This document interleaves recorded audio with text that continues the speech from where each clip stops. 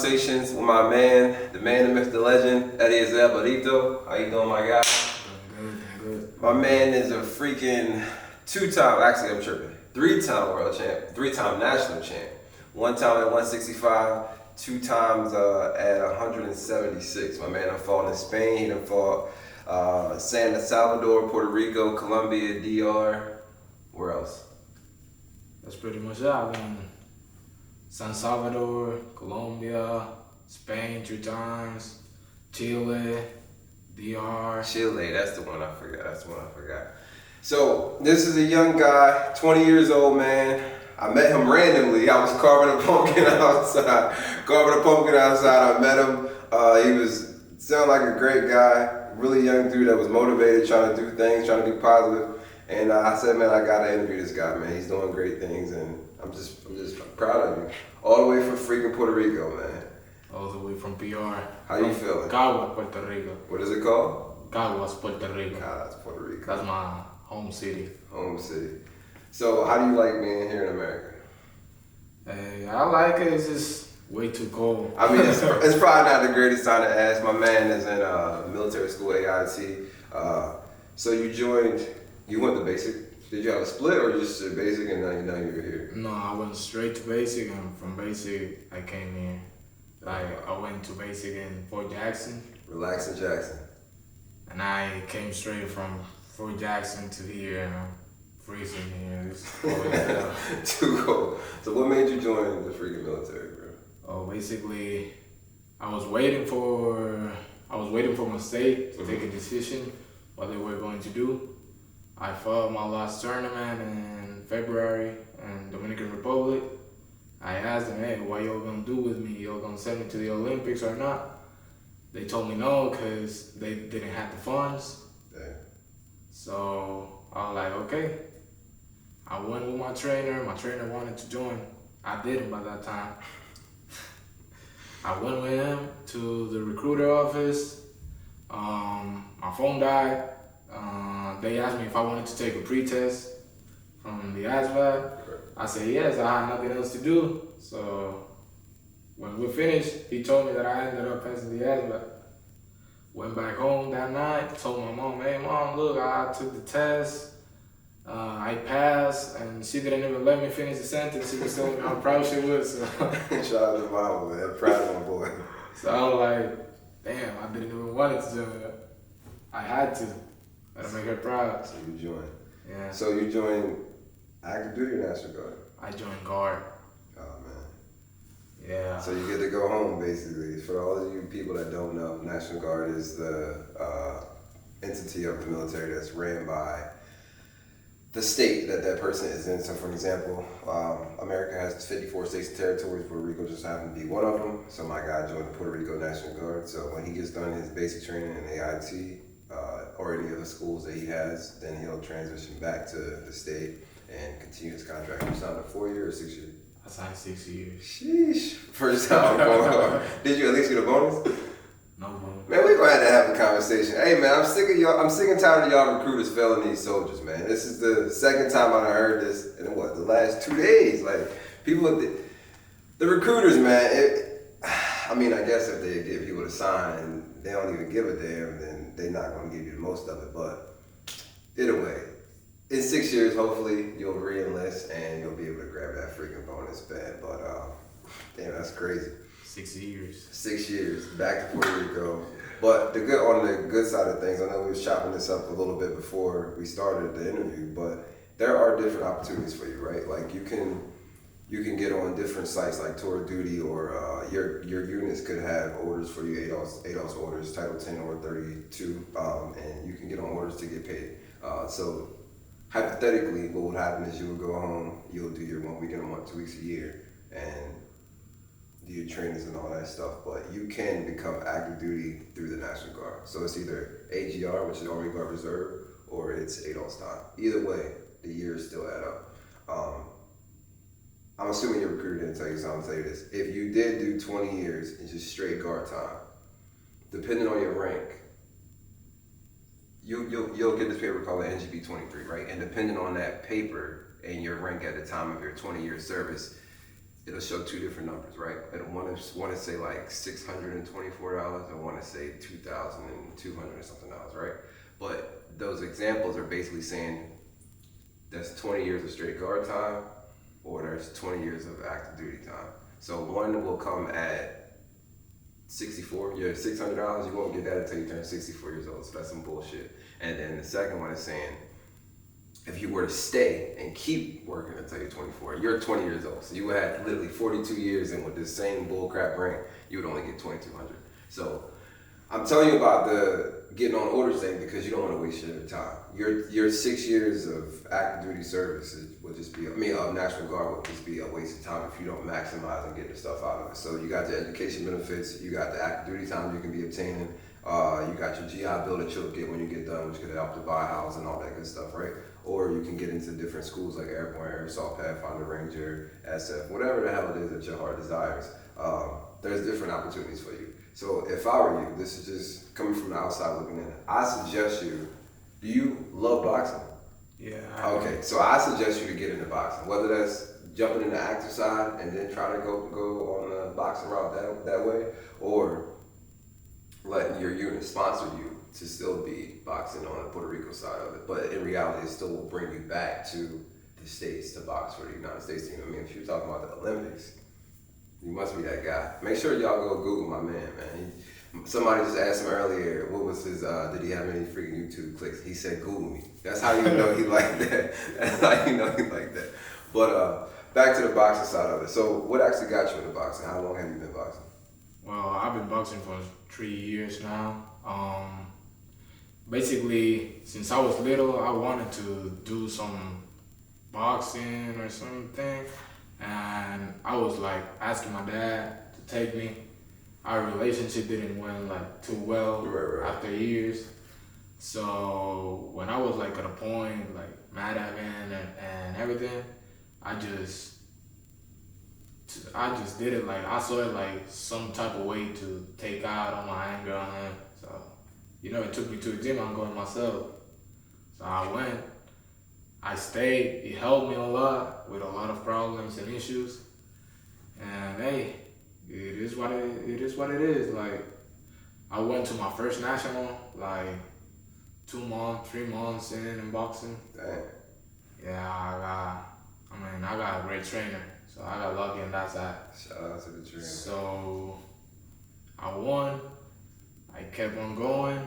This sports school, it's called SLAO. It's basically the Olympic sports school in PR. They wanted me there, so they called me.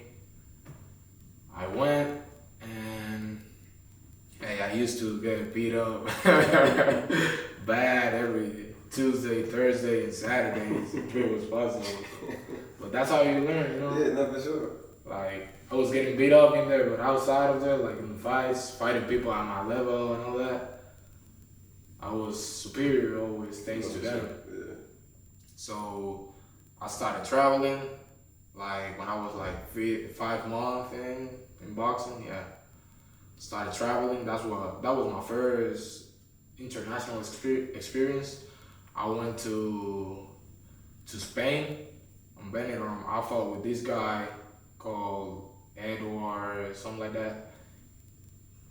Strong dude, right? It was a pretty close fight, but I was getting beat up in the first round. I don't know how I did the comeback. But it worked. Yeah, it worked. I mean, you said 176, bro. 176. No, that was on 165. Oh, 165. So, explain this to me. So, I don't really know. I know about boxing, but I'm not a subject matter expert, right? So, let's just say, for example, the Gervonta Davis is let's just go to Crawford, right? Bud fights at what weight? 147, 154. So, what do you think his natural body weight is, like walking around weight? I think he can get up to 160 something. At least. Easily. So, if you're fighting at 165, what is your natural body weight? I get up to 186. Yeah, you're a big dude. That's crazy. But it's different, like in the amateurs though, because pro boxing, you just cut weight for 1 hour. Right.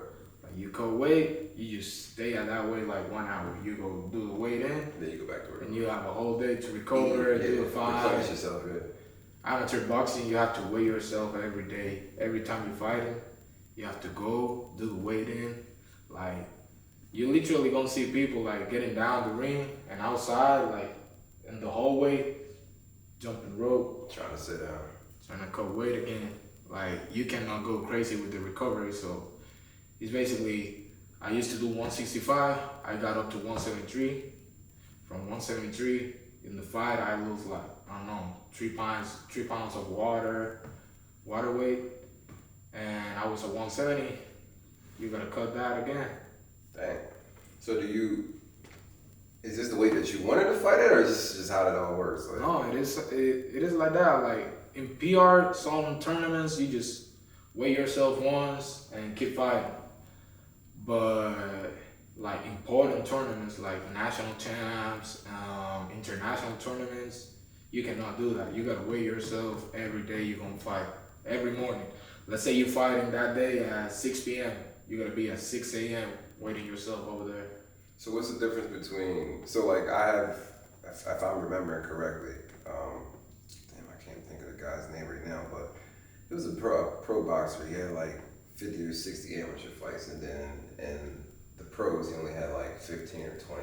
Well, do you just fight in the amateurs to get your name out, or are you fighting in the amateurs to actually? Look, amateurs right now, they started to pay like good money. Right. I have a friend, his name is Jandiel Lozano. He was fighting in the world tournament at Buba just like a couple weeks ago. He won, I think it was $8,000, $4,000 because he got silver. Yeah. So right now they paying, but at least when I started, they weren't paying nothing. So this, like, they doing the transition from IBA, that it was the company that basically had the amateur boxing, to IBA, that like is a new company that has it. And they got the bird. That's the one that's kicking the money out. Yeah. Yeah. So, so I get it that you started because of your father, or you just wanted you just wanted to box, period. But what is the end goal for you for boxing? You want to go pro, like? Yes. Like I'm just waiting. I got to go back. I was going to do the national champ again, but they just did it like it finished today. Actually, today afternoon the tournament finished.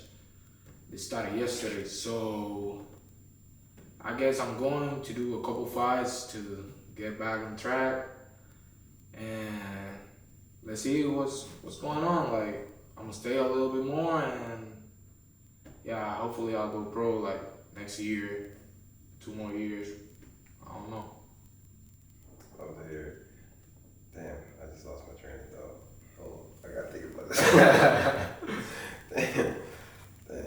It's also like boxing is like game. You gotta see like it's like any other sport. You need someone to sign you, like to offer money for you. Like, hey, yeah, I like you. I'll give you this money. But you gotta fight for me. Sign this contract. I'll give you the money. I'll sponsor you. Go do your thing. So how long does it take for you to actually prepare for a fight? So let's just say, for an example, you got a national tournament coming up in 2 months. Like, would you start training now, or would you? I never stopped training. Never stop training. So even while you're here, you freaking training. Nah, here I've been lazy. But back at home, like I never stop training. That's every day, even some days. Like you never stop. Like how do I say it? The moment you stop, you never want to go back. Like you're gonna be getting tired fast. It's not worth it. Like so, you only got a few more weeks. So that means you need to get back on your training. Then. Yeah. All right. Sounds like to go away. Exactly. You're ready to show us outside and start running. Man, I've been getting to 200 something pounds. 200 pounds. 210, 211. That's a bad idea, my boy. Yeah. Now you gotta work all that shit off. Yeah. And you hustling backwards right now. So have you spoke to anybody about fighting for the U.S. Army team? Yeah, I was talking about it with community sergeant major, and he explained me some things. I don't think it's gonna be that worthy for me, cause I don't want like to mix boxing with the army. Like basically, another thing that made me join is cause I wanted another option. Cause it doesn't matter how good you are, boxing is not for your whole life. For sure. Like you can make some type of money. Like my first goal with boxing is to make enough money to buy a house, like my own house, everything. But after that, like I know I'm a high weight class. It's dangerous up there. Damn right. So after that, that's my checkpoint. Like then I'm gonna stop. I'm gonna see, hey, I'm getting hit too much. I'm not. I still healthy. I still can do it. I still cutting weight easy. I gotta go up. What I gotta do. Like after I do that, then I'm gonna take a decision with my team. Let's see what happens. Makes sense. That makes sense. Cause I know a guy or two that actually did. They were active duty though, but they did try to get into it. I think one of them actually made it, but I don't think the other one really did. What are the ages for you to go to the Olympics? Is it 18 to 40, I think. oh nice? Cause amateur boxing it goes up to 40 years, 42, something like that. Oh, shit, so you still got So basically, you go fighting like age to age, like let's say 11 to 12, 13 to 14. The moment you get 18 plus, yeah, anybody can get it. you can fight anybody in your weight class. Telling you, I've been fighting some and it's different. People think, nah, I'm hurting these kids. I'm just going to be an adult. I'm power puncher. I don't care about nothing. That was my mindset. Like I thought it was going to be like that for me. Like I was 165 and I was hurting everyone at 165 back at PR. Then I turned 176. Same story. I was hurting everyone. I went outside to fight with a 26 years old. Bro, it was different. It was different. Like you're getting clean shots. You're hitting the people. Like they just eat it. And keep going forward. You're like, damn. Strong chins, man. Everybody different. Yeah. So when you were fighting, like let's just use Chile for a reason. I mean, for an example. Can you tell throughout all of your traveling? Can you tell a difference in the people of what's the word I want to use? Dang, how can I say this? Throughout all of your fights, can you tell a difference in the countries of who fights harder, or is it just you randomly come across somebody that's just? Nah, look, it's like in every place. Like you have bad fighters and you have good fighters, but obviously some countries just More dominant, right? Yeah, like Cuba. Yeah. Amateur boxing, Cubans, they beasts. Yeah. Like, I happened to fight this Cuban. He was #1 in Cuba. It was my last tournament though. I lost against him. It is what it is. He was my weight class. He was like 6'5", 6'6", and it was 3 times me, like in muscle. I was like, we all thought the whole team thought that he was the next weight class, not my weight class. Look, the funny story is that one of these guys from the national team, we just got there and this guy is using his phone. The guy I'm telling you, the Cuban, he just using his phone, apparently talking with his wife or something, and he blow a kiss, and my friend thought it was to him. So my phone was like, and he blow him a kiss back. Like the guy go crazy. Not knowing that he gonna take it out on you. He was sitting down. Oh, why you blowing kisses for me? Like get over here. When my friend get over there, we a boxer. We all think we talk about you. Yeah. When he stand it up, he just looked back, stared at me. I was like, That you got it. You, That's all you. Yeah, and I ended up fighting with him. He was really chill. Like he was a good guy. Like I just gotta say, he was way too strong. That's the moment I realized I was like, yeah, look, it's 176 is not worthy anymore. Like, yeah, I'm strong. If I hit them, they gonna feel it, cause it was like that. But just the body strength, like it's different. the body weight, like, right. Hey, I cut weight from 180 something to 176. They got weight from 200 pounds, 210 to 176. When we do the recovery, the weight difference is crazy. That's what they keep saying about the whole blood comparisons going up and down. Like, it's different levels to this shit. Like, yeah, you can be messing with the 147s, but you start to get up and it's just a whole. Even though he has the attributes and he has the skill, it's just the power is a different level. It's not the same. Yeah, It's not the same. I mean, it's like not trying to compare that to a grown man and a kid, but it's It's like Canelo. Look at Canelo. Canelo went up like from 140, I think. Yeah. He went up to 168. Yeah.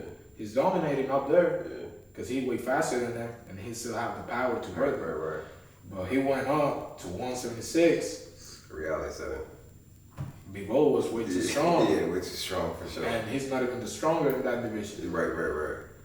No, it's definitely levels to that shit. Dang. So do you have any specific role models that you like look up to, like any pros or anybody that's from your country that you were inspired by? Look, to be honest, like I look up to a lot of pro boxers, but specifically two, Canelo and Crawford. But I learned a lot from them, from watching them. But I'm not trying to be like none of them. I'm trying to be just Eliezer, Brito. I'm just trying to be myself. Love it. Like I pick up from here and from here, but at the end of the day, I gotta adjust that to my style and how it works better for me. So I'm just trying to be myself. That's respectful. I like it. So I get it that you came up in the rough streets of Puerto Rico. So do you have any, being that you've already went through it, do you have any advice for the younger athletes that are coming up? Yeah, just keep pushing through. Trying to do it for yourself. Don't do it for nobody. I know a lot of people is going to motivate you, or maybe they're gonna hate. But as long as you're doing it because you love it, it's everything correct. Do everything you need to do for your career. Maybe you're gonna look one day, you're gonna be like, oh, I'm here stuck at the gym, because it happens. I'm here stuck at the gyms and they wanna go out, they're going out, they're having their life. They ain't having their life, they wasting time. You putting that work in. So at the end of the day, it's gonna be worth it. That's how I've been looking at it, like for the past 3 years. And no distractions, just if something is not good for you and your sport or whatever you do, your discipline, just if you only have to think about it twice to do it, then don't do it. It's not worth it. I love it. It's a discipline, bro. That's what this is about. This great guide for success is all about discipline, finding what makes you complete, what assists you in the building into the next chapter, like step that's going to make you become the better version of yourself. When you won your 3 national championships, did you do any like specific celebrations? Like, you know how some people jump off the ring and do backflips and shit? Look, I'm just pretty simple. Like, so far I've been like, just thanks God, waiting for the decision, and just screaming for emotion. Right now I got one that is like an inner joke with Look my at class. the camera and tell them what it is. It's like with 6'5" and all that. Like my next fight celebration is gonna be like,